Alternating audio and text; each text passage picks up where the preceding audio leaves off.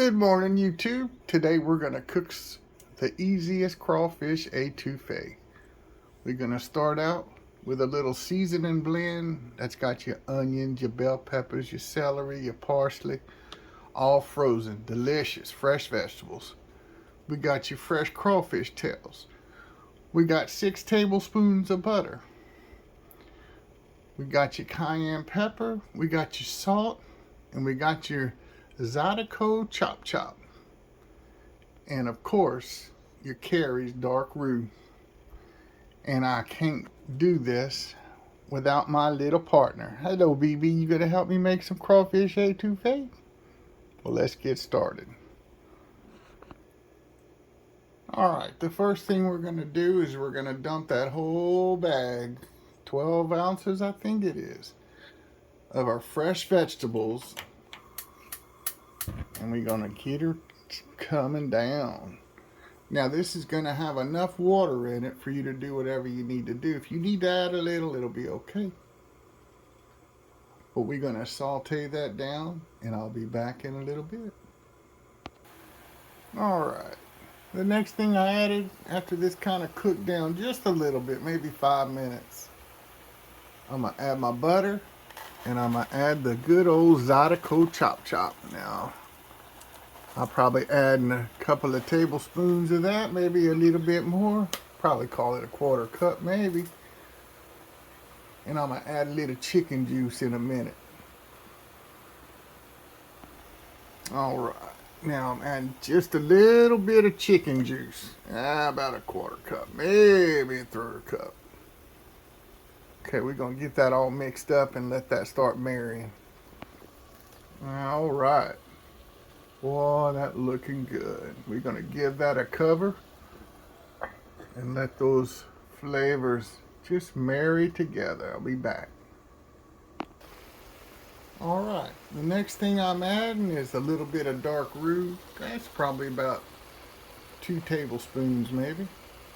And boy, it is cooking good. We're going to cover that back up so that roux can blend in. Alright, we're getting that roux blended in and it's starting to change color. I think I'm going to just lower this fire a little bit. That's probably about a medium heat. Anyway, we just stirring this up, getting that roux blended in. Oh, it's going to be pretty. Alright, I'll be back. Alright, the next thing we're going to add is a little cayenne pepper. Not too much. Oh, that's probably good enough right there. Alright, we're going to get that mixed in and I'm going to come back with a little Himalayan salt. Alright, I had to add the little Himalayan salt separate because it took 2 hands. But we're going to get that stirred in and let that cook a little longer. Alright, now I've added my frozen crawfish. We're going to cover that up so it can melt. And you don't want to cook it too long because you want those crawfish to stay nice and plump. I'll be back. Alright. Boy, it's looking good. It's getting a little thicker on me, so I'm just going to add a little more chicken juice. We'll come back in a little bit. Alright. Once the crawfish is thawed out, and you see a little bit of steam coming up, that means the crawfish are hot. Remember, the crawfish are already cooked. So you just want to get them hot. If you cook it too long or bring it to a boil, those crawfish will shrink up and you'll have little bitty teeny tiny popcorn crawfish. Anyway, what I'm going to do now, it's nice and hot. I'm going to turn off that fire. I'm going to put the lid on it. And I'm going to push it to the back of the burner because the next thing I got to do is make the rice. And boy, I got a secret for that. Alright, I'm going to show you the best way to cook rice once I learned this, I have not changed. And if you have never used an Instant Pot, man, this makes the best rice.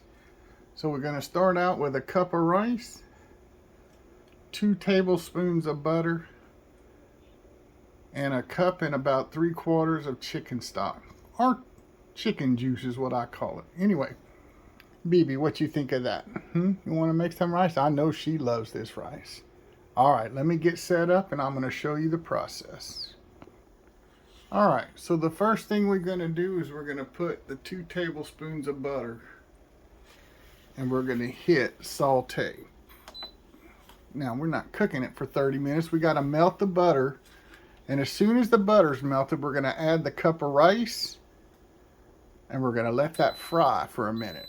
I'll be back. All right. Now we got the butter melting up good enough. We're going to pour our rice in. Mix it up real good.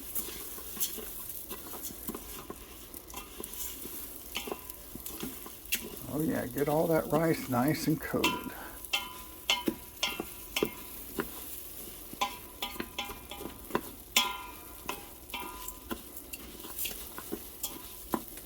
Okay. I'll spread that out a little bit. Make sure we get all that rice all shaked up. There we go. Now we're going to let that set for a few minutes while that rice fries.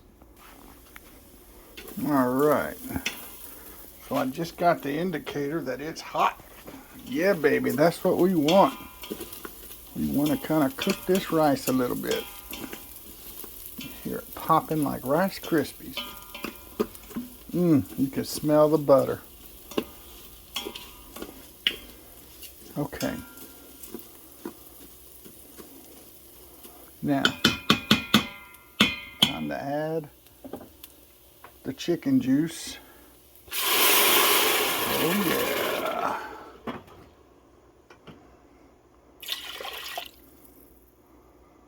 That was a cup and 3/4. Get this stirred up pretty good. Get all those rice in there. All right. I think that's good enough. Now, if you've never cooked rice like this, you will never cook it like this again.